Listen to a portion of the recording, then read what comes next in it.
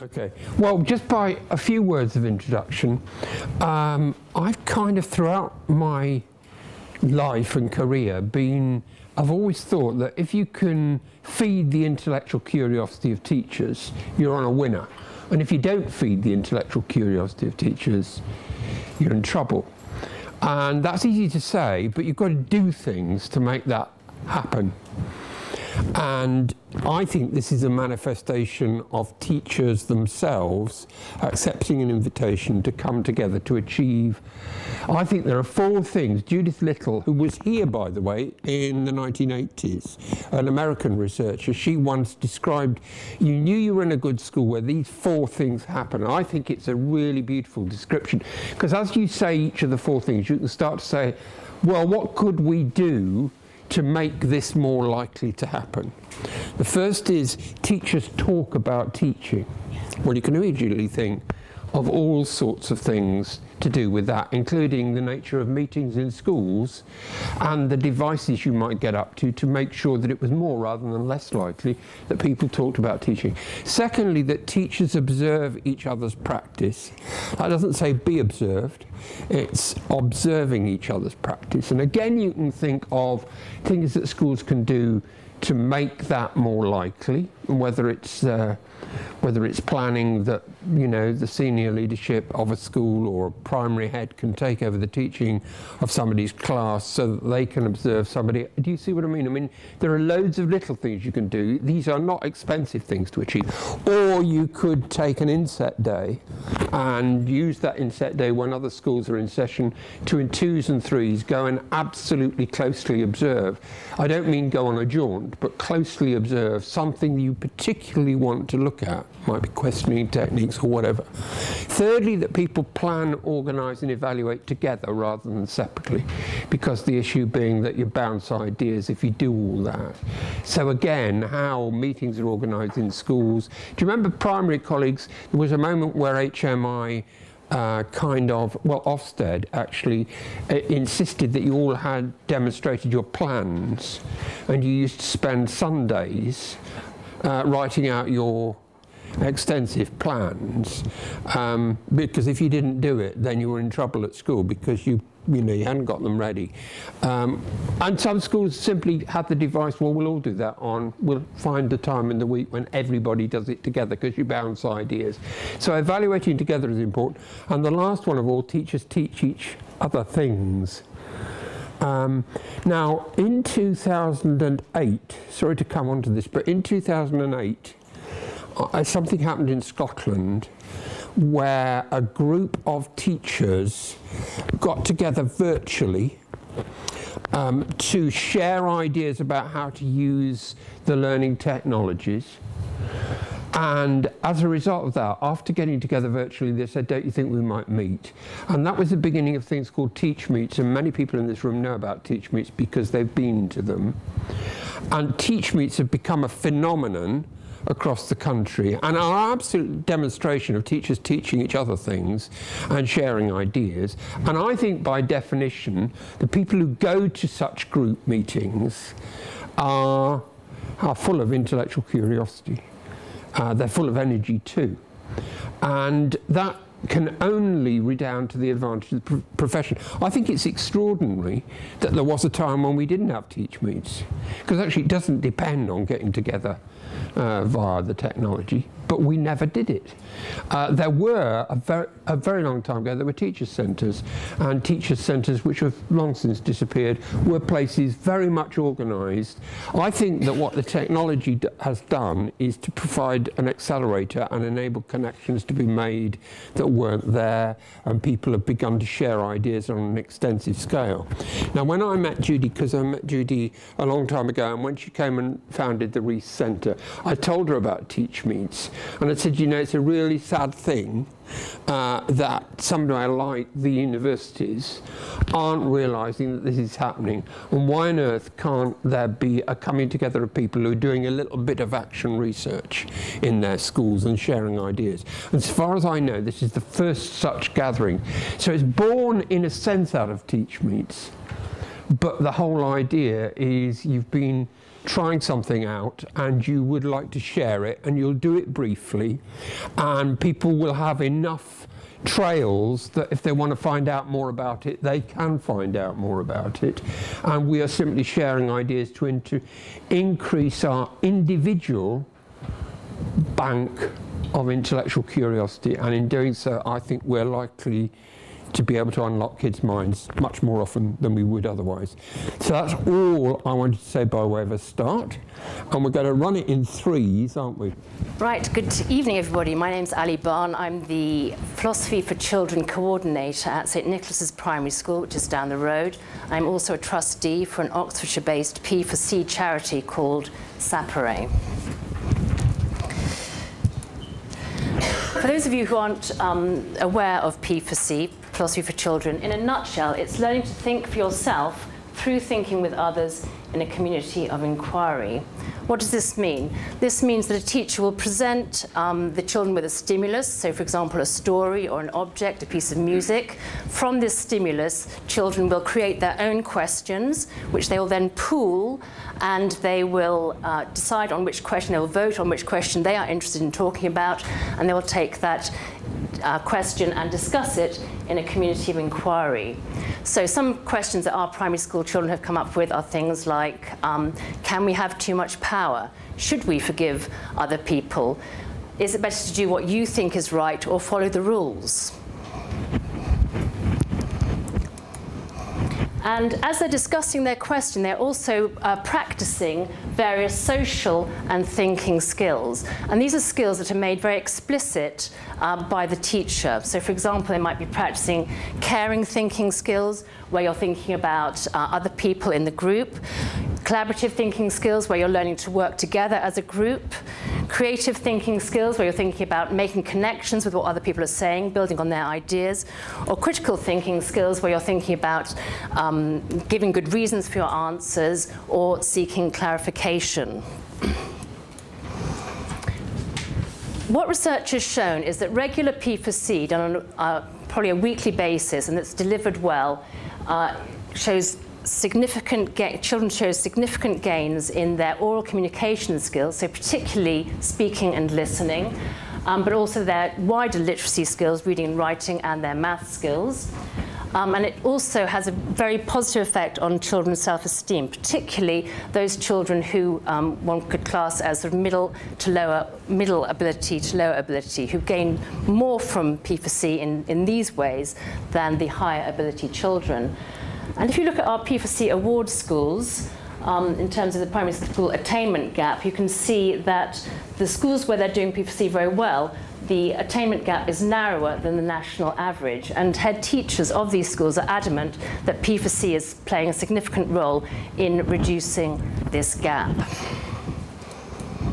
But of course, P4C is not just done in primary schools. This is an example of a secondary school in East London, Kingsford Community School. Very high percentage of pupil premium children, 63%. Last year they started to introduce P4C.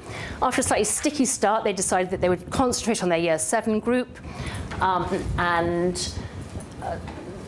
What they've found is that in their Year 7 group, there have been good gains in English and maths, as well as improved confidence and self-esteem amongst harder to reach children. And they're so delighted with the results of this Year 7 group that the head teachers decided to take P4C throughout the whole school now. One more setting I want to just refer to is P4C taking place in some pupil referral units in London. It's been taking place over 2 years in order to enhance achievement, improve oracy skills, and also to encourage reasonable behaviour. And what we're seeing is that there's good engagement. The children, or the students I should say, are interested in and mainly interested in and enjoy the discussions. They're able to listen more attentively with support and practice to each other. They are more tolerant of each other in terms of being able to disagree more agreeably with each other inside and outside the classroom. And the students themselves report improvements in communication skills and written tasks. And the educators think that P4C is helping their students to become more responsible and thoughtful people. I'm going to end there, and if anyone has any questions afterwards about PFC in any of those settings, please come and talk to me. Thank you. My name's Lucy Vovzhiniak, and I lead the virtual school for looked after children in Oxfordshire. For those of you who don't know about virtual schools, we virtually hold every child in care to our local authority on a roll, in order to ensure that all partners come together and we can achieve the best outcomes for these children. The difference with Pupil Premium for looked after children is it's much more. It's the formula is worked out on the basis that there is £1,900 per child in care on a given date. And that will extend to early years children from April, and they will get £300 a year each.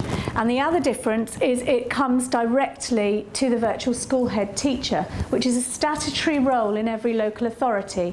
And it is for the virtual school head teacher to ensure that that money is distributed in such a way that it improves the outcomes for all children in care to that local authority.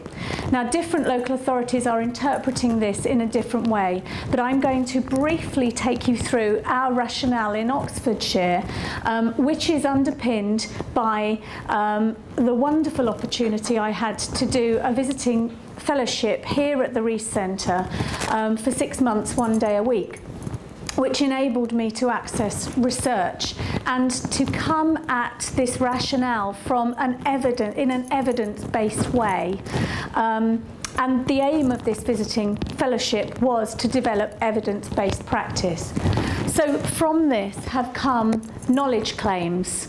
So there are 5 knowledge claims I'll share with you, and I'll talk you through how we're using each of those to underpin how we're either agreeing the Pupil Premium Plus applications that come in, or pooling money that is excess to have a strategic approach to benefit all of our young people.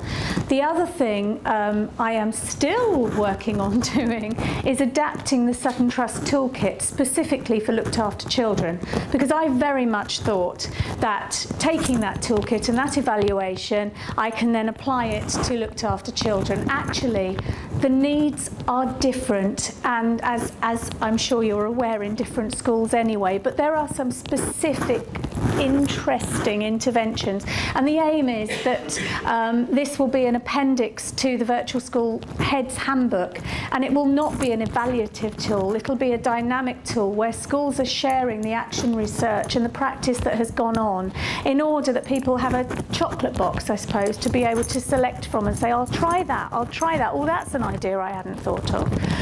So the knowledge claims. The first one, the aspiration of foster carers has a positive impact on outcomes. That is what was coming out very strongly. So we have started a letterbox club, all looked after children in Oxfordshire between the age of 1 and 8. Years 1 and 7 are receiving packages of books, games, to work with their foster carers. We've also bought these wonderful aspirational bags from a company called Me and My World, and they range from I want to be a, and they're bags full of wonderful things like dressing up, books, models to build. I want to explore. So it's introducing them to engineering, writing, archaeology, you name it. And also I want to learn about. So there are a number of different subjects. And we are also working on foster carer training. We have developed, we've bought into some foster carer online training around trauma, attachment, understanding teenagers, and we are working with a care experienced young man who is amazing, who is developing accredited foster carer training starting at level 3 with a progression route to foundation degree, and it will also be open to care leavers. So raising the status, raising the understanding of aspiration, strong unbroken relationships support learning. We fund learning mentors. If schools can provide their own tutors, our young people miss out on a lot of learning. They have a lot of broken experiences. If they can fund their own, if they can find their own tutors who these young people have a relationship with, that is far more likely to work, and we will fund it through Pupil Premium. A joined-up, consistent approach is essential. Well, none of these are rocket science, but they are underpinned by evidence. And we are working to do more training with all partners around looked after children to make sure that the message that these young people who have a number of adults in their lives is consistent. Ordinary care came out of the mental health review, and I'm sure Nikki Luke will be happy to talk to you about that more. Ordinary care is crucial in any intervention. Nothing will work without ordinary care in place, and we currently have a primary school and a secondary school in Oxfordshire conducting some action research into what ordinary care looks like in a school.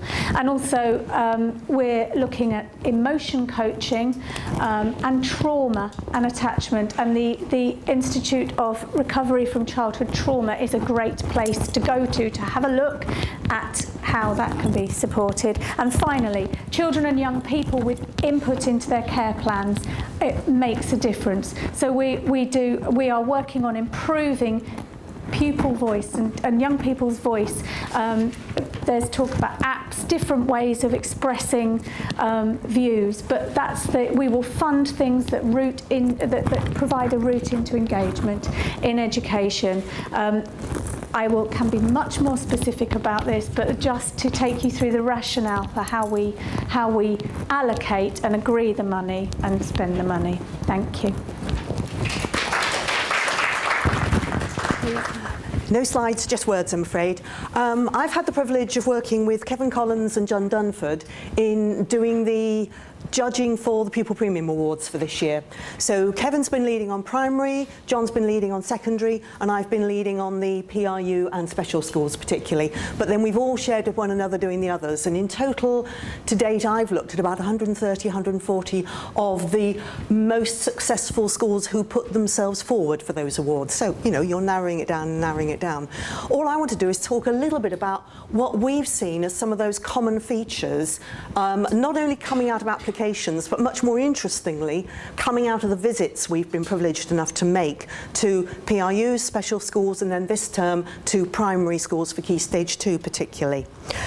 Overwhelmingly, those schools that are really having a huge and sustainable impact are clearly drawing on research and evidence, not just their own, but what they're drawing from other places. And it may not be just Education Endowment Foundation, it's often partnerships they have with universities, with other colleagues who've done development work and the like, or it might be using things like rights respecting schools, some of the values development or whatever.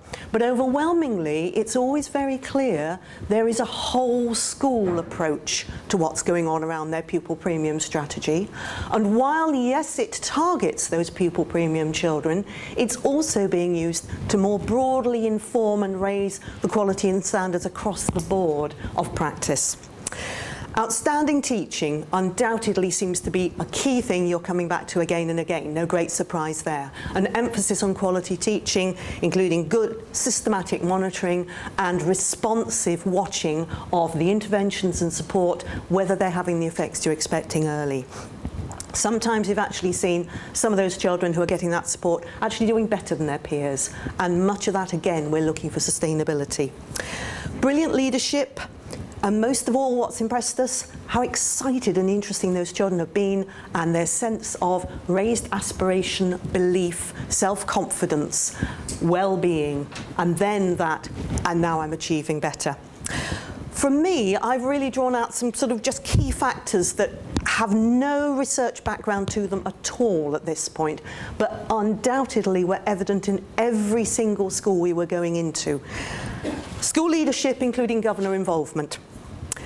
Identification of barriers in relation to the impact they have on learning for pupil premium children. Quite often schools were talking about general barriers in the area, problems, oh well, these parents here, you know, they're not really interested. They weren't necessarily going into actually what's getting in the way of the learning. How do the barriers manifest? How do they go on manifesting as this child moves through Key Stage 1 into Key Stage 2 and then on beyond that? That's where the schools who were really finding themselves making a sustainable difference had a bit of a different way of approaching it. Really good analysis of individual needs, and not just deficit models, much more looking at What's some of the positives these children have got that we just can't open up for them at the moment? One child was getting music lessons and piano because, well, there's other children in this school get piano lessons. She desperately wanted to play the piano, no hope for it. This, for this particular school, for this child, this was what was going to actually help to raise her belief in herself and things. Tracking and reviewing of interventions. Overwhelmingly, a clarity about the provision, how it fitted together, what its purpose was, how it was going to be implemented, and then how it was going to be evaluated. So a whole sort of joined up sense of what you were doing coming through.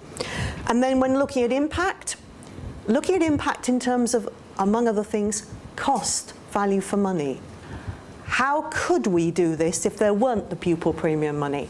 I will not forget one head who said to me, well, of course it's going to end at some point, but I'm absolutely clear, these particular practices we've now got in place, they don't move. They are here to stay. Really interesting.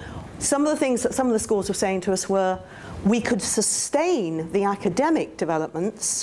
What we can't sustain without the pupil premium money are those wider wellbeing developments that actually, without them, the academic ones can't follow, because those other wider wellbeing things have to be in place first. So a real sense that some of these things really are critical for these children in a way that they're perhaps not so critical for children without those sorts of disadvantage in care and indeed services children, remember. Very, very strong emphasis on evaluation and improvement. One of the things that really picked out those schools who were really doing it well and had a good sense of why they believed it was making a difference were the ones who could say, we tried this, it didn't work to begin with, we changed it like this, we've retuned it, or we stopped doing that, or we've added this one. An ability to tell your story. Tim's point about that whole school conversation. These schools who are really getting it are all talking about this. It's not, there's a pupil premium lead and she sits over there, you know, the head looks after this, he's down. No, it was a whole school sense of doing it. And very much that looking at those elements and having those conversations all the time. Collaboration with other schools, the desire to share, the desire to learn from other schools. Lots and lots of that sharing and collaboration going on. And very, very strongly, and interesting the points we've already heard, the place of greater participation of those children themselves. Themselves having a voice, having an involvement, being part of that process. And so some of the whole school initiatives we saw, some not surprising, including, you know, philosophy ones, drama, very much right across the whole school. More off the wall one perhaps, a school up in Worksop where since 2008 every child in the school from reception all the way through to year 6 once a week every week does do karate. There is also after school a karate club. There are also various other karate options that those children who go on beyond year 6 come back for. Interesting bit of research that the deputy head's done there on the impact that's had over time. Now, that might not be your bag, but what's interesting is what they had was and have is that whole school sense of, we think this is one of the things that for us will be raising this and having that conversation about these issues. Rights respecting schools, another one that really did permeate through for quite a number as another way of getting that whole school approach. And then very much those schools themselves were involved in saying we either are or about to start much more systematically researching our own practice and working with other partners in other schools to research that practice because we think that's what makes the difference. It's been a real joy and a privilege doing these visits, but overwhelmingly they are no more than visits unless what we're starting to do is to use the learning from them to start to drive the next steps. And what I hope is that post the awards event at the end of March, there will then be those opportunities for those schools who come out having done particularly well to be sharing with others, because I know that almost without exception they will be saying the same thing we heard secondaries and primaries in London Challenge say. The school that was supposedly the one that was there to teach often said, I learnt as much as I gave. And I think there is a great deal more through that sharing and collaboration. So some insights that I hope might be interesting. Thank you. Big time, well done. Okay, so we've got 10 minutes now for comments and discussion. Does anybody want to start? Deputy Head at Gillett School in Henley-on-Thames, and I'm also the educational lead for the Edge of Care project in Oxfordshire. I thought I'd just start off by talking about actually our school culture, and I felt that there came a point a few years ago where when we were seriously looking at inclusion and sort of exploring what does that truly look like in our school, what is our identity when it comes to inclusion. And one of the things that was very clear for us is that we want all our students, doesn't matter which label you've got, but it's about all our students having ambitious goals. And underpinning all of this, it was also very clear that equity was central, as well as our understanding of students as individuals and their progress. So to give you a sort of a map of inclusion, and obviously there's all the curriculum and subjects and so forth, but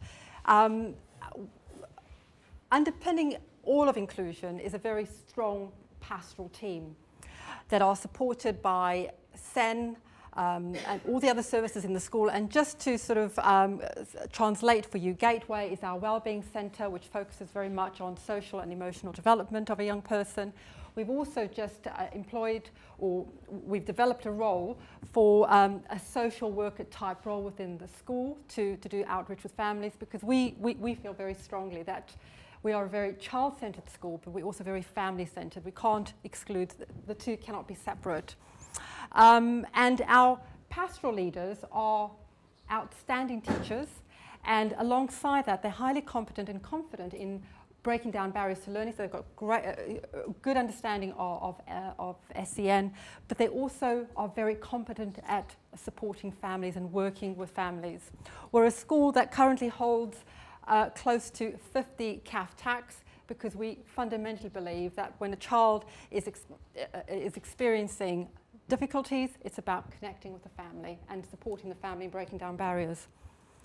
So just to give you a bit of sort of information about us at the moment, we're beginning to close the gap, and it's really, really exciting. And just a fortnight ago, we got a lovely letter from David Laws congratulating us for having got to the top 100 schools in the disadvantaged agenda. So we've obviously trying to maximise on the curriculum freedoms, and I think most of us are probably doing this, but I think the area of personal qualities is one that we've, over the last 6 years, we've been investing quite significantly. All students, before they join us in year 7, all our year 6 children, we carry out assessments on their emotional well-being, and that's supported by the student carrying out a survey, the year 6 teacher, as well as parents. That feeds into the school in terms of supporting us, thinking about where those children are in terms of their sort of emotional regulation. And we tend to target then the bottom 20% of that cohort in developing their personal qualities, so defining programs and so forth. So that supported our thinking in terms of how as a school do we move away from sort of labelling children, and how do we become truly inclusive? Well, we've abolished fixed term exclusions, and as you can see, and also our persistent absence over time has improved significantly.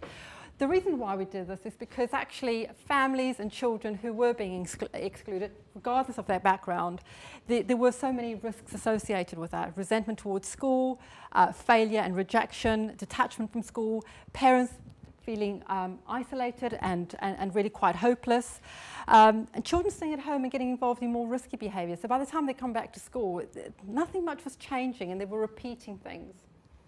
So, it is fundamentally about the whole child, and how do we help them become purposeful, happy, connected young people in the school community. So our new way of thinking is about keeping young people in school. It's really about understanding them, who are they as individuals, and how can we collaboratively within the school work in supporting them with their families in becoming stronger young people. So we do invest time in exploring those triggers, and it's about learning, it's about their emotional regulation, and it's very much a problem-solving approach to supporting children. So we invest in this young person. We frequently hold student focus meetings where we would get we put the child at the centre, and all the subject teachers will sit around with the pastoral lead and problem solve on what works, what doesn't work, what do we need to do in order to engage that child. We invest time on self-regulation work, whether it's one-to-one or in a group work. It's about the emotional well-being. We need young people to feel happy. We need young people to feel connected within their community, and giving them an emotional language so they can function successfully within a school. It's about not labelling that young person. It's not about their behaviour. That is not that child. It's about them as an individual. So in recognising individuals is really our mantra. So just to give you an idea, we've moved away from fixed term exclusions. We predominantly do internal exclusions. The AS, by the way, is after school, which with internal exclusions, it can range. We've had a child in an internal exclusion for 4 months for the simple reason that they could not function within the mainstream setting. But we designed a package to hold that child, working with a whole range of different services until that child was able to go back into mainstream, which they did do successfully. So the package is all about their learning, but more importantly, it's about helping them to be functional within that community. So we do invest a lot of work on self-regulation, and we very much as a restorative school approach. We use a lot of restorative language, and we work very, very closely with families about building trust and having confidence in us, and very closely with the community. So I've just rushed that through, and at some point in the session, if you want to talk to me about Connor, I'll give you a story about Connor. Thank you. Hi, I'm David Rogers, and I'm an assistant head teacher at Patcham High School in Brighton.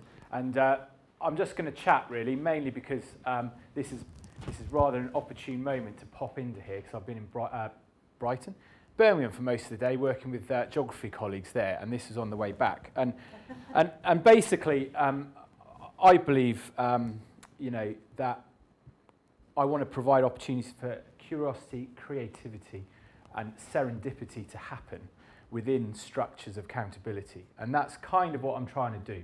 And I've been doing it for about 18 months, and Pupil Premium Champion is one of my sort of titles. And we are closing the gap, which is quite good. And this is, you know, a kind of moment to pop along and have a chat to you guys, really.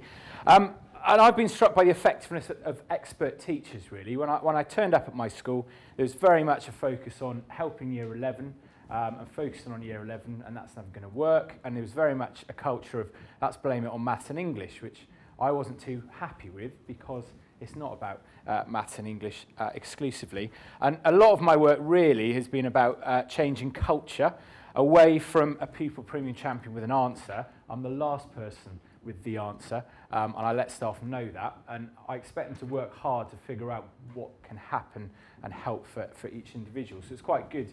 I think you're talking about kind of individual students as well. And my priorities, basically, academic achievement, attendance. Our biggest killer is attendance. Our gap in persistent absence is 23%, and in just our absence, it's kind of 7, 8, 9% in each year group. So that's the biggest thing. If our pupil premium students are with us, they do quite well. It's when they're not with us is the biggest problem. And basically, I'm trying to build sustainable improvements. I know pupil premium funding might not be ring-fenced for very long. I know that things might happen, so it's important for me to develop some things that are truly, you know, changing teaching and learning. So what have I done? So first of all, really focus on high-quality teaching and learning. And what does that look like? It looks like a referral form for every adult in the school to ask me for money. Most of those conversations are no, but a lot of those conversations now are yes. This is a no, but I should say. But now that's turning into yes, because staff think, oh, he's got money, and I tell them how much there is, and so they come to me and go, oh, brilliant, could I have, you know, £42,000, please, because I need new this. And obviously, I want to know what the impact's going to be. Who's going to be responsible for driving that forward? What's the impact going to be on those students? How can we measure it? And also on the others. And this is very small and responsive, and it's putting the ball into the experts' court, which are those teachers and the tutors that are with these students day in, day out. I speak to all the Pupil Premium students, sort of all about 250 of them. It takes me a while to do. And you know, it's very much saying it's not my responsibility, it's ours. Our teacher learning communities, you know, focus on Pupil Premium students, and we've built profiles of those students through the research. So we're not using research to say, oh, you know, Pupil Premium students are more likely not to turn up. We know they don't in our school. We know they don't have the cultural capital, generally speaking. We know that a lot of our Pupil Premium students, about 40% of them, are high attaining. And we dropped the ball on that before I turned up because they weren't making progress. They were getting C's, but they weren't making the progress they should. We have whole school booklets, which we look at Pupil Premium students, we stick them all on tables. Staff can anonymise them if we want. We're not interested in that. But we sit around and we talk about books. And the main takeaway of the last one we had was, blimey, that kid in English is writing 2 pages of really high quality writing. Why am I letting them get away with scruffy writing and raising those expectations? And that's what we're looking for. Yes, there's accountability, but it's that conversation. And we took staff to the cinema and gave them popcorn because we made them watch Waiting for Superman. And if you haven't watched it, watch it. It's well worth it because it goes to the heart of the fact of, you know, who are we waiting for? You know, are we waiting for a new government? Are we waiting for the answer? Or, you know, we are the super people. We're the only people that can really sort it. And we really provoked our staff into thinking, what's the point of you, basically? So what's the point of teaching? What's your moral purpose? Some of them responded really, really well. Others were a bit confused. But it's a long-term goal. In fact, you know, I believe I choose to work in the schools I do. I'm not doing something else because I believe in the moral purpose of what I do.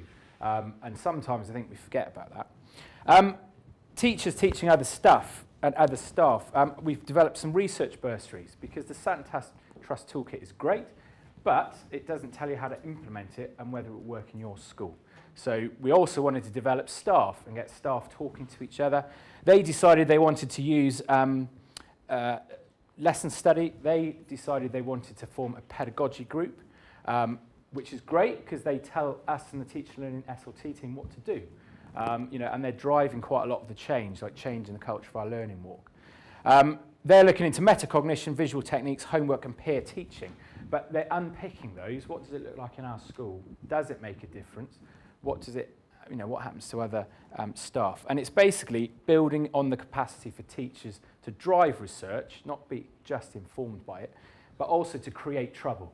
To say, well, actually, I don't have to mark every piece of work because I've shown it doesn't work. And this type of homework is best, and so on. The other 2 things I'll quickly mention is, you know, it's about taking opportunities. And so through Twitter, you know, year 6 students, I went to my year 10s and I said, there's some trouble here because these year 6 students are learning rivers and they're learning rivers in a way that you should be. And so we did a bit of peer teaching there via the internet, and it was our Pupil Premium students who were doing that peer teaching and peer chatting. Yeah, it's over Twitter, and it's a little bit of a, you know, a fortunate event, but it's driving that home, and it's those small things that I think make the difference. My biggest issue now is attendance, and in a flat cash environment, it's about making people more efficient, and with that, technology can help. So why we've got people spending ages entering data when they could be out chatting to students. And I think that's 7 minutes. Look at that. So do email me and do, you know, grab me later because I talked to you about that. So thank you. Hello everybody. I feel as if I should begin by just saying I stand before you as a simple teacher. Well, a teacher. I'm from Carterton Community College. I'm a literacy skills teacher, but my former experience was very much in terms of performing arts, and I was very privileged to have a very special Chief Education Officer for whom I worked with in Birmingham. And strangely enough, many of the things I'm hearing today, there are still sparks of things that we were doing back in Birmingham many, many years ago. Second City, Second Chance, making children feel good about themselves, going into schools and helping with peer reading. It's all there, wonderful opportunities. But The only reason I'm here today, and I almost felt as I arrived, I came through the door, and when you said, will you be saying something, I wanted to say, nope, it's not me. Well, it is me. I want to talk about something that our school are doing, just as a whole school policy. And should it be something that many of you have seen or doing, then forgive me. I began by saying I'm a simple teacher, so you'll forgive me if my approach is...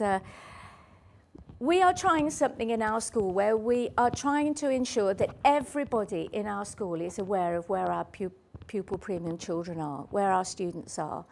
And when we talk about evidence, research, monitoring, all that sort of thing, then we've all got to be doing it in a way that makes it easier for us. So we have started... I'm not a lover of seating plans, so when I put this in front of you, shock horror, children sitting in the same seat every time. No, of course that doesn't happen. But what we are doing, we are ensuring that all of the information about every child is going down, and teachers are recording it. They probably have been recording it in a way as they've done before, but it was all on their own bits of paper in their own particular ways, whereas now we have a whole school policy of how we record where our pupil premium children really are in every class. Now, for many people that is paramount, but for some of the teachers in school, those things can be overlooked. And I think we have to be realistic about how we store and use information. So, rather like a Fair Isle knitting pattern, our seating plans, I'm nervous about saying seating because for some classes, where children sit, with whom they sit, may help how they will work. Not in every case, but with some. What is important is that we are storing the information and ensuring that nobody is overlooking what is a wonderful opportunity to help our funding and resources go to the children and students that need it. Thank you. My name's Jonathan Dennett. I'm the head teacher at Fitzharris School. I've realised this is a real misnomer. It's a nice alliterative kickstart to what we were doing. But this isn't about a pupil premium project. Pupil premium is, it's for life. It's not just for GCSE results. And that's really how we're looking at it from school, from year 7 all the way through. So a little bit of context about where we've been, really echoing what we've heard previously. For us, pupil premium is a whole school commitment, all staff, all governors.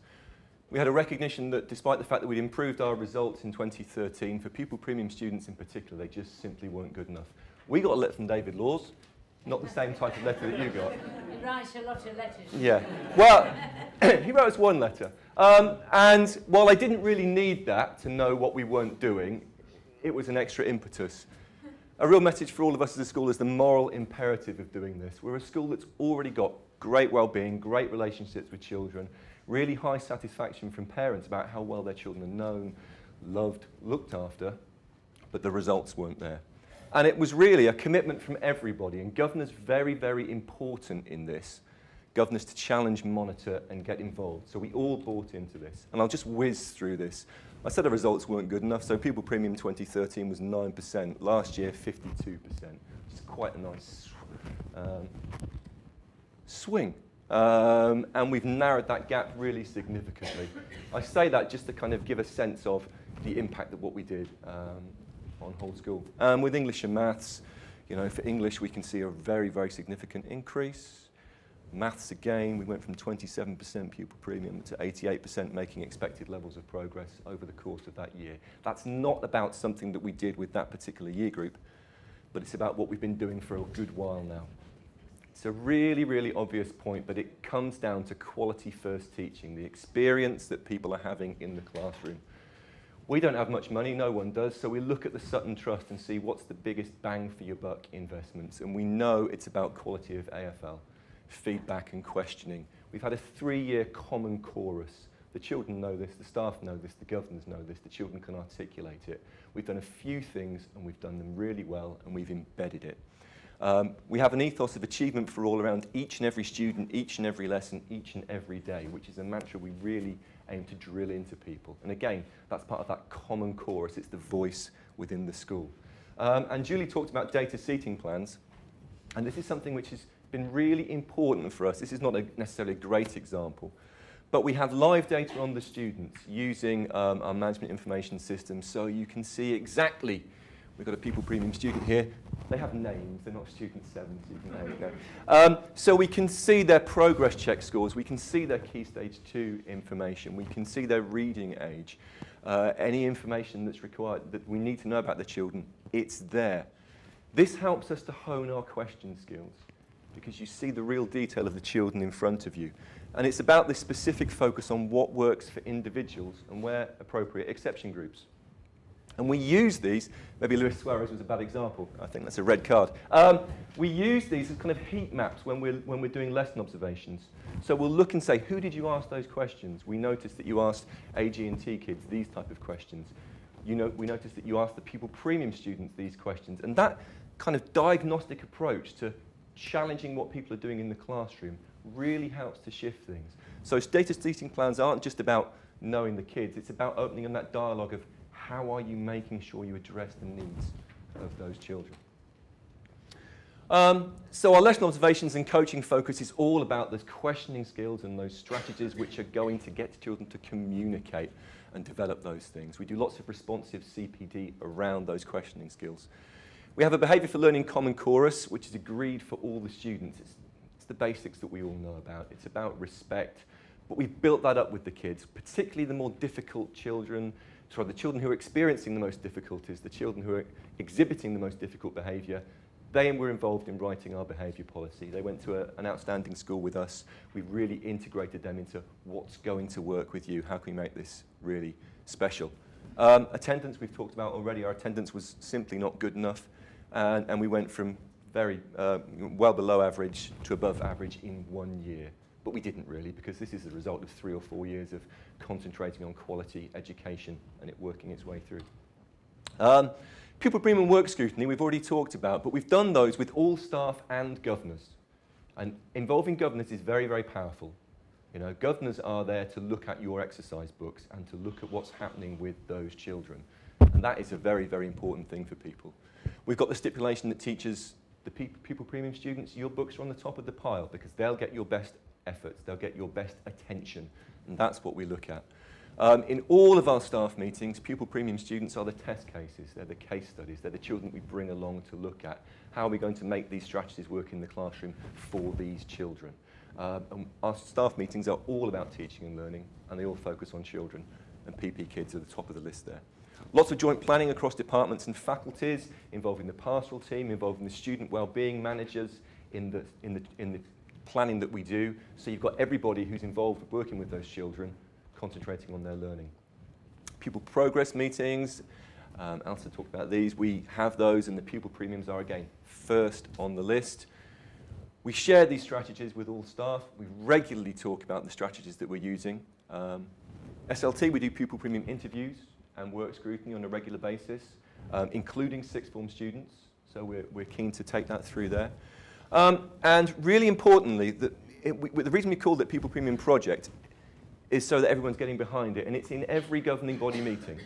So full governing bodies, we look at that, the learning skills and standards, Pupil Premium are a key area there. Community, it's there.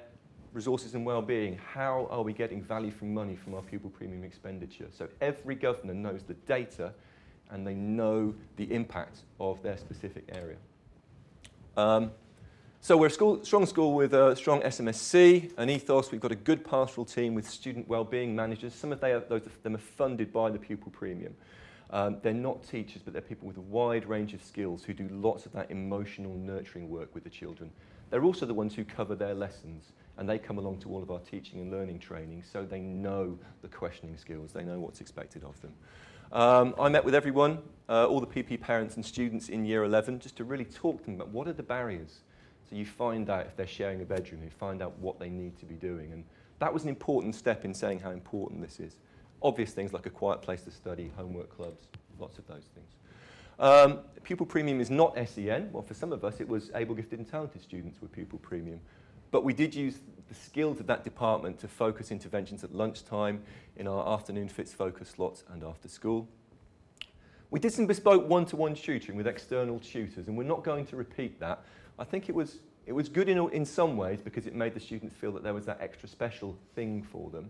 But we're going to use our own school staff much more effectively this time round, because then we can monitor and be sure of the messages and that's going across.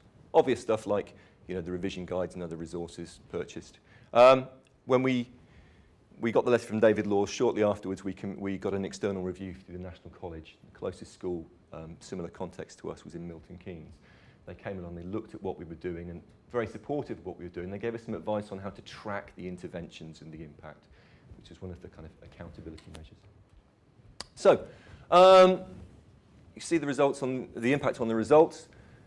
What are we doing this year? Well, it's a focus on individuals, because each year group is different. We can't talk about this amorphous group of children. Your pupil premium, therefore, you're all the same. So we need to adapt to the circumstances and needs of the individuals. We've gone for a Raising Achievement panel focus of looking at usually 6 students at a time, really intensively, head of English, Maths, SEN, and the pastoral director, to really work closely with those students and give them that intervention. When that's worked, we move on to another group. We're going to use our school staff. We keep involving parents. That's vital. We have 100% attendance or follow-up at parent-teachers consultation evenings, because we need to connect with those people. The next focus for us is about greater than expected levels of progress. As I say, we've got a specific student wellbeing manager focused around pupil premium, so she has additional accountability and engagement with them. But it's got to be about quality first teaching, and really for us being able to demonstrate. I think we've got good monitoring, evaluation and review. This is the impact of everything that we do. We haven't had a letter from David Laws, the second one, to say well done, but we have had lots more students who can go to the 6th form, and lots more students who can go to the college, and lots more students who can make that progress, which is after all what we're all about. Thank you.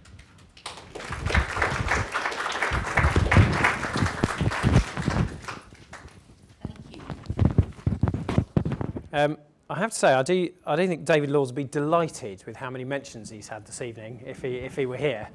To be fair, we've had a letters from him over the last couple of years, which have been positive, which has been very nice. And we also won a Pupil Premium Award this year in terms of the improvements that we've made as a school.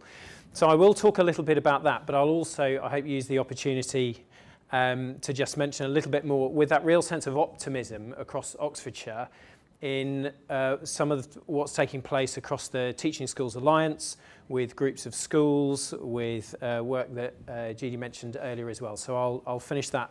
I'll finish with that at the end, if I'm allowed an extra minute from Lucy. So in terms of the context of the Charwell School, so we're a large comprehensive school in a mile or so up the road, and we have about 21% pupil premium students within the school, which therefore makes about between 50 and 60 students in each year group. That really describes our journey over the last few years. So the green line, you'll notice we still have a gap. The green line is Charwell 5A star to C for Charwell pupil premium students. Red is kind of national. Actually, it was a bit lower than that in 2014 in the end. I think I was guessing when I put that graph together. And our blue line is kind of everyone. So you'll notice that we still have a gap. But we have one of those graphs which is doing, in a way, hopefully the right thing, which is they're both going up. And in a sense, the gap is closing. I think one of the things that really I put this up here is, yes, we've made some significant improvements, but we looked at ourselves long and hard in 2011 because we knew it was not good enough. As it happened, it combined with what was then happening nationally with the pupil premium, but there was also a sense of we really are not getting it right for these students in our care, and we need to do something about it. And even back then, we started looking at what was then the DCSF's pockets of poverty in kind of trying to understand just a little bit more about the context for these students and what we could and should be doing better and what we should be expecting of them more. So in terms of, that's again some kind of more data, we've seen our pupil premium students do better than pupil premium students, and actually in many cases better than non-pupil premium students nationally in terms of progress, kind of top 6% in the country for value added. But one of the key things, as well as this attainment difference, we've seen improvements in a massive reduction in fixed term exclusions and improvements in attendance too. So these really are the kind of the key strategies that we've, in a sense, put in place. You will absolutely get a link between some of the speakers who've already spoken this evening and Jonathan particularly, just who spoke before me. As I've mentioned, it's been a historic issue for the school, and we needed a massive, long, hard look at ourselves in terms of, come on, the moral drivers for all doing the job that we do, there's something wrong here. What can we do that's different? Obviously, from a head teacher's point of view, and reflecting really hard on then leadership and leadership of school culture, and how do you change a culture? How do you shift expectation in a school community? And we think long and hard about the conversations that we have and the quality of the conversations that we have with middle leaders, with individual teachers, how the use of collective time and the reference to pupil premium students, our staff briefings on a Monday morning, and the thanks for the work that's being done with our students, and in particular our pupil premium students, the ones that are most vulnerable. That constant reference and explicit importance of these children to us within our school community.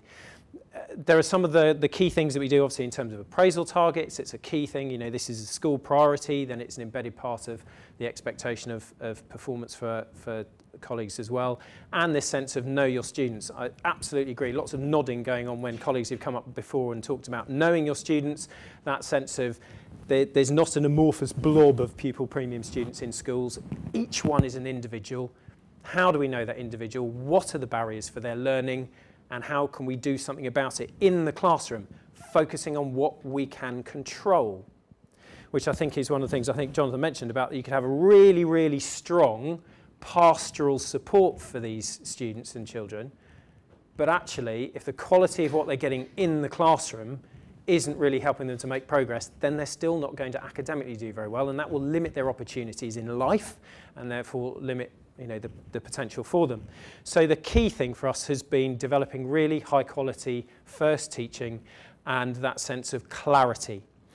I think David from Brighton, I keep referring to you as, also mentioned this sense of the lack of cultural capital in some of our students. You know, they struggle with ambiguity. Some students, some of our brightest students, they love the ambiguity. If you're kind of not so clear in your lessons and they're trying to work it out, absolutely love it. Actually, our pupil premium students, for not all of them, but some of them, they just want it really clear, really well modelled, that sense of show me what you want me to do, make it clear for me, and then let me do it, and hold me to account to do it too. So quality first teaching, real clarity, setting up situations in school where, like Tim was saying earlier, teachers are talking about teaching, and teachers are talking about the teaching of PP students.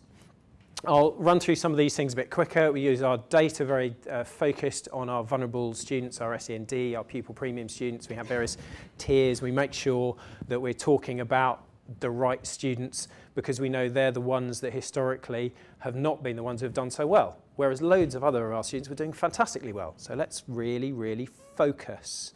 And I think that has been the other thing for us, of not scattergun and trying to do too many things.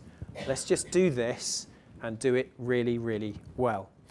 Yes, we can use data seating plans. We don't use them. It's not an enforced thing that we use kind of everywhere, but there is that clear expectation for teachers obviously knowing their students and what their barriers are and what they need to be doing in lessons to support them. So that real focus. One of the other things we did is thought really carefully about who was responsible for what. So I restructured our senior leadership team, partly in the context of then giving capacity for pupil premium, but it's a whole school, so it's a whole school leadership. It's not one person on SLT at all. Actually, Barb, my deputy, has responsibility for kind of tracking intervention, this, that, and the other. It's not. It's all of us. SLT, we talk about PP. We're all responsible. We all have links to faculties. I have a link to the maths faculty. I talk to the head of maths about PP students. So it's a joint responsibility throughout the school. We have our inclusion attendance officer working on attendance. We have our learning mentors, our coaches and pupil attainment tutors. Yeah, so very similar there. Again, governance and a real commitment that we don't give up on these students. And we give them all the support, but then we focus on what we can control and what makes the difference to them. Interventions and supports, as you might expect, one-to-one small group interventions, generally carried out by teachers rather than TAs, so it's really, really high quality staff. Not that, sorry, that sounds very disparaging, that's not what I meant.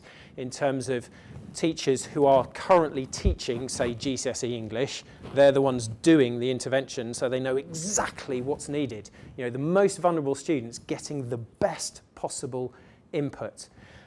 This sense of making learning a significant part of their lives has again been something that we've tried to think about quite a lot, and the sense to which we hold students to account for doing homework. I think that's one of the biggest shifts of expectation.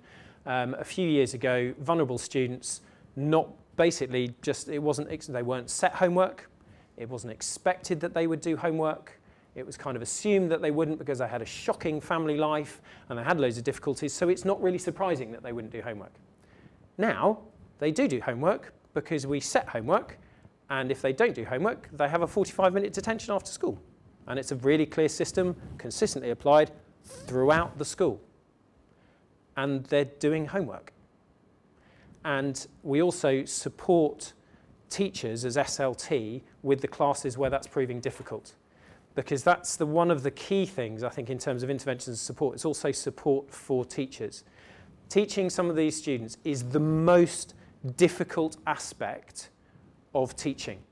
So how do you, as a leadership then within a school, help that? How do you equip colleagues to be able to have the skills to teach with clarity, to then manage the relationship so they're holding their classes to account, but at the same time getting them to do the work, but also maintaining the positive relationships that they'll still kind of want to be there because they're enjoying success, because it's being done well. Parental engagement, a lot of that is done by our learning mentors and our inclusion and attendance officer. And again, that's been a strong part, but something that we feel we can do better still. So our current data shows that it's not all bright and rosy. You know, we've still got gaps, but we know where the gaps are and we know who the students are. So that's better to know and then be doing something about it. Looking at our data from last year, the kind of under the radar, lower middle ability, white working class girls, actually, who are quite nice, but actually not working that hard. And we're not expecting them to work that hard, so we need to do something about that. As I say, we can develop some of these other aspects here, and character, I think, really brought home to me how the Year 11 certificate evening and the extent to which just the social skills that make a real difference in life. Student coming up onto the stage, collecting their certificates for their GCSEs, and how do you do that? Thank you very much. Shake you by the hand, look you in the eye, and in life, that kind of stuff matters. And there are young people who've got to the end of their time, as it were, at the Childwell School, and we haven't taught them how to do that. And there's certainly no family context in which they're learning how to do it either. So we need to do more of that sort of work too. As I say, that's really a bit of a, well, I've been talking for ages probably, Lucy, sorry. The one thing I would say in terms of the Oxfordshire Teaching Schools Alliance, so the work that's been going on at the moment, so last year we had a group of about 27 schools that meet 3 times a year to look at case studies, to look at all the resources that are currently available. So from Ofsted, from the Teaching Schools Council in terms of the pupil premium review work, the Teaching Schools Alliance now has pupil premium reviewers, and we now have 45 schools engaged in that project this year. The majority of those primaries, I'm conscious a lot of primaries aren't here because of the Oxfordshire Head Teachers Conference, and it's really, really exciting, I think, that the conversation about pupil premium children and young people is really gathering momentum, and there's a real willingness to learn from each other, and that's great. So thank you very much. I'll stop there. We haven't perhaps analysed, and I will be challenging Dave on this. I thought he said that one of the things he did, which I think is an excellent idea, and I think Paul does it through the Teaching Alliance, is there are a series of bursaries available. And that's what I guessed when you said there are 4 people studying X, Y, and Z. That's what I guess it was, that they were receiving, I don't know, 500 quid or whatever it might be, some sort of opportunity to go and visit other places. They would be able to access some expertise and do it. I came across it in a big way doing an in-service when somebody rang me up in about the October, it's about 2 years ago, and it was a head of a school in North London, and she said, will you come and do the inset day? We need cheering up. I said, well, I'm not the right person to do it. But you know how people feel. And I read her Ofsted report, and I said, but you're outstanding. That'll be a disaster. I'll ruin it for you. And she said, no, we are proof against anything. So you can't really ruin it. And then I said, but why are you outstanding? Because I read the Ofsted report, it tells me you're outstanding, but it doesn't tell me why. Do you see what I'm driving at? It kept describing the illustrations. Well, when I asked her, she came up with the fact that 20 people got bursaries of something like 500 quid in January to report the following December, which I thought was really clever. But they got it in pairs, and they had sorcerers' apprentices, which were 2 people in the 6th, who were going to join with those 2 teachers in order to do it. And some of it was primary to secondary linking, and they were going to report. And I thought, well, you know, that's a low cost, actually. It's pretty low cost.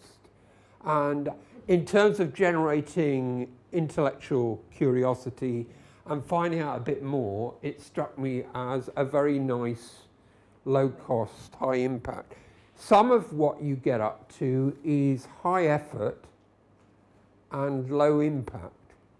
And it would be really interesting to look at things that turn out that way, because you don't want to do them, you don't want to carry on doing them.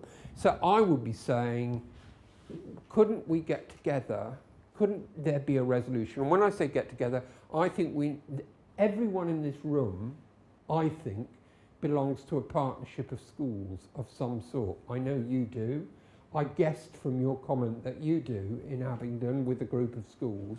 Couldn't we get together, couldn't you go back to your partnerships and do an analysis of low effort, low impact, low effort, high impact, high effort, high impact, but particularly we don't want to be doing the ones that are high effort and have low impact. And there will be some, because there always are, in all sorts of activities. I've illustrated the bursaries as seeming to be an ingredient that matters. The second thing to say, because I think it is quite interesting, you know the Sutton Trust ideas of research and impact, and the John Hattie stuff. I was with a school that's clearly made a huge impact on pupil premium in Leicestershire.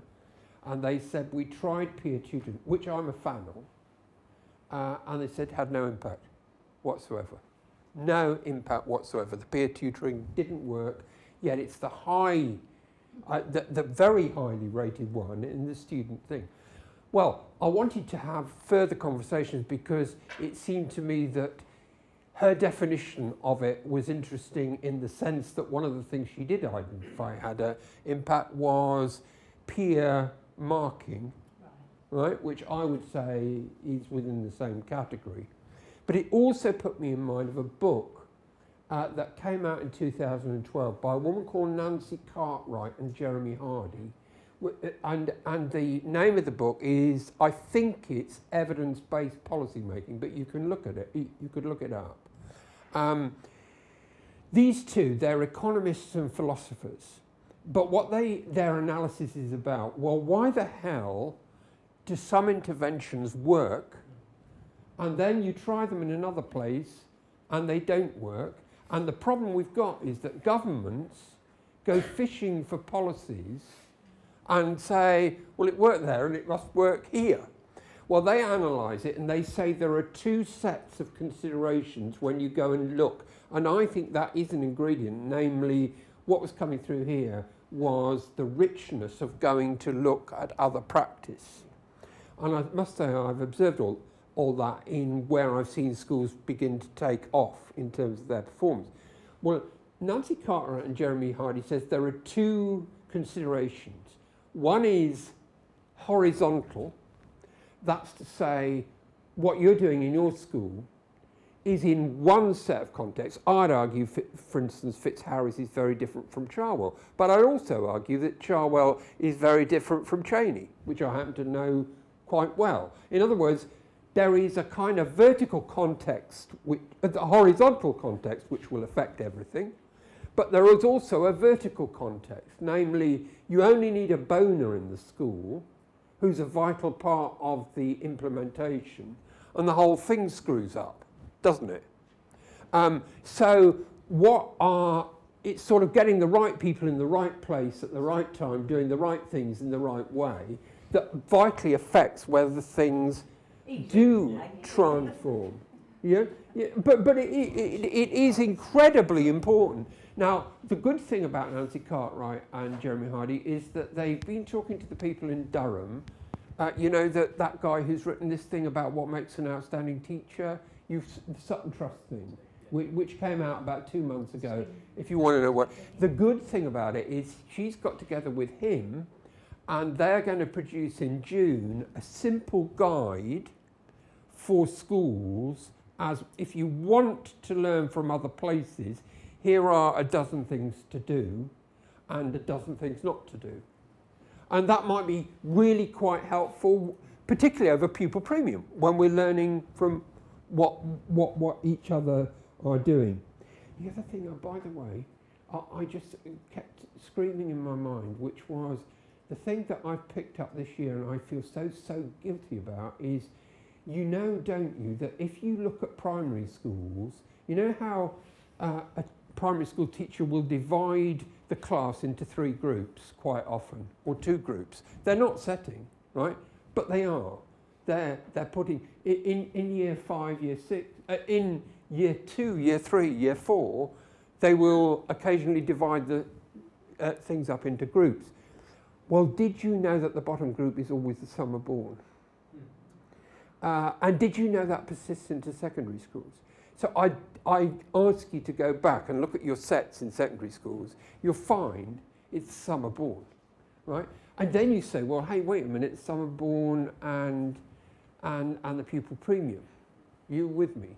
You can start to say, well, who are the kids most at risk? Not just the pupil premium kids, but could we analyse them by a whole set of factors who are most at risk, and what are we doing about them? Now, what's come through in what I was listening was that what really matters is knowing the kids. However you look at it, it's people talking to the kids and knowing them really well, and noticing them and making differences to them. So, and I was hugely impressed by your saying everybody knows who they are and they'll mark the books. I love that. Mark the books first. You know, we're going to mark the pupil premium books first, because you know what it's like. You mark a set of books, you're really good for a bit. You know what I mean, don't you? And then it goes off a bit. So how do you make sure that it's little things, it seems to me, that will make a difference? The other thing I must mention, and I promise I'll shut up, is how many here have got Iris Connect? Look, Iris Connect is absolutely amazing technology. I'm sorry it's commercial. Yeah, I know. There are but 2. The groups of schools can negotiate. Yeah, I know. And by the way, I mean, it's not a lot of money, actually. But Star is not as good as Iris, in my view. I've seen them both. What it is essentially, if I were having this, I would have something here. There would be a camera on me set up, and there's a camera on the kids. So afterwards, I can look on a split screen at what's happening to me and what was happening to the kids while I was doing it. Well, just think what you could do if you had the identity which you were describing, and you were describing, and you illustrated exactly what is in the school. Namely, you know exactly which schools you could look at, kids you could look at, because of your seating plan. You know, do you see what I mean? It would be possible. Now, I actually think that it wasn't around 5 years ago, just starting. It is now around. It is amazing technology. The teaching school in Lancashire use it quite a lot. Yeah, and it is a means of observing our practice and really focusing on teaching and the techniques of teaching at very low cost, because you can do it afterwards, and you can do it remotely. So it is, I think, a really, really important thing. And the last thing I want to say is I'm going to upset you, right? But language is absolutely everything. I mean, you know, I often say I wish I'd never, ever referred to non-teaching staff, which is still referred to, because who wants to be, I mean, a non-female, you know? Non-anything is not a good thing, is it? But the one that I've lived all this time, and I tell you what I keep referring to, and we were doing it tonight, and none of us have rid ourselves of it, and that is mixed ability, high ability, low ability. I mean, can we not find words that do not reinforce in a kid's mind who's struggling the thought, well, I am a thicko? Because that is more than half the problem. I mean, is it to do with our really reconstructing our language so that we talk about attainment and achievement, and we kind of say we're not going to talk about ability? Because what do I mean by ability? Do I mean Cyril Burt's general inherited intelligence? Do I mean, or Howard Gardner and his frames of mind? Or do I mean, as I wish I meant, Matthew Side and Bounce, and this kid's fantastic at this, right? And if we grow the confidence, they'll grow their confidence and do other things.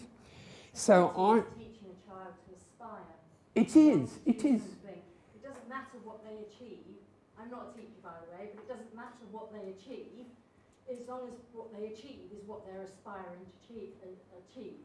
And for like children in care, that's quite often the difficult thing, is to teach them to aspire. Yeah, I go along with that. To but they'll have an enthusiasm. Drive to get there. We must find their enthusiasm, and we must fan the flames of that enthusiasm and make sure that they grow. I don't know whether it's self-esteem or whether it's self-confidence or whether it's resilience. It's certainly it's somewhere in there, and they're very imprecise way of describing it.